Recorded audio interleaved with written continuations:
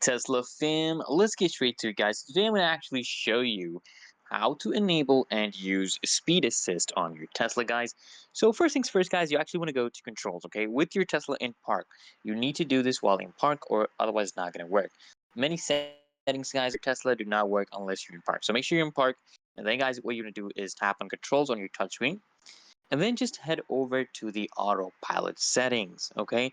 Then you want to scroll it down to speed assist and toggle it on, okay? So speed assist will basically help you stay aware of the speed limits by showing the current speed limit on your display. Then you just want to set your speed limit warning preferences. You can choose between chime, you can choose between display warning, or just turn it off entirely.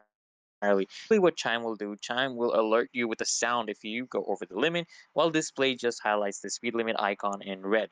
So you can just also, guys, you can actually customize the offset. So you can also set a speed limit offset to adjust how soon you're alerted, based on your preferences, guys.